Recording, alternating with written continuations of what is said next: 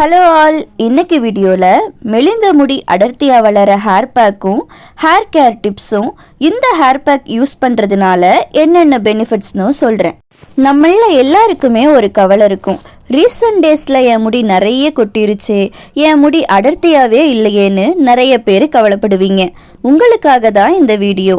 வாங்க வீடியோக்குள்ளே போகலாம். வீடியோக்குள்ளே போகிறதுக்கு முன்னாடி நீங்கள் இன்னும் சப்ஸ்கிரைப் பண்ணாமல் இந்த வீடியோவை பார்க்குறீங்கன்னா உடனே சப்ஸ்கிரைப் பண்ணுங்கள். அப்போ தான் நான் போடுற டிப்ஸ் நீங்கள் உடனே தெரிஞ்சுக்கலாம். நான் இன்னைக்கு ஊற வச்ச வெந்தயமும் தேங்காயும் எடுத்துக்கிறேன். 2-3 ஸ்பூன் வெந்தயம் நைட்டே தண்ணியில் ஊற வைக்கணும். வெந்தயம் நல்லா ஊறியிருக்கணும். கையில் கிள்ளுனாலே உடையணும். அது கூட தேங்காய் சேர்த்திக்கலாம்.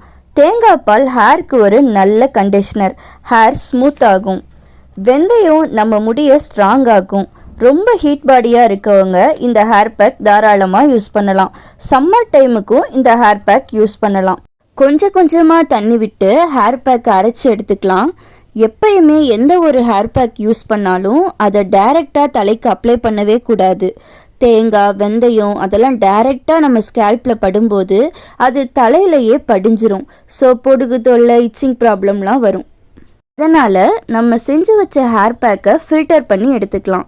ஃபில்டர் பண்ணி எடுத்த ஹேர் பேக்கில் விளக்கெண்ணெய் 1 டேபிள் ஸ்பூன் அளவு ஆட் பண்ணி அதை நல்லா மிக்ஸ் பண்ணணும். இப்போ பார்க்குறதுக்கே ஒரு க்ரீமியான ஒரு ஹேர் பேக் ரெடி ஆயிரும். இதை நேச்சுரல் கண்டிஷ்னராக கூட யூஸ் பண்ணலாம். ரொம்ப ஒரு முக்கியமான விஷயம், எந்த ஒரு ஹேர் பேக் நம்ம தலைக்கு அப்ளை பண்ணுறதா இருந்தாலும் அதை ட்ரை ஹேரில் அப்படியே அப்ளை பண்ணவே கூடாது. ஹேர் பேக் அப்ளை பண்ணுறதுக்கு முன்னாடியே நம்ம தலைக்கு நல்லா ஆயில் வச்சு மசாஜ் பண்ணிடணும்.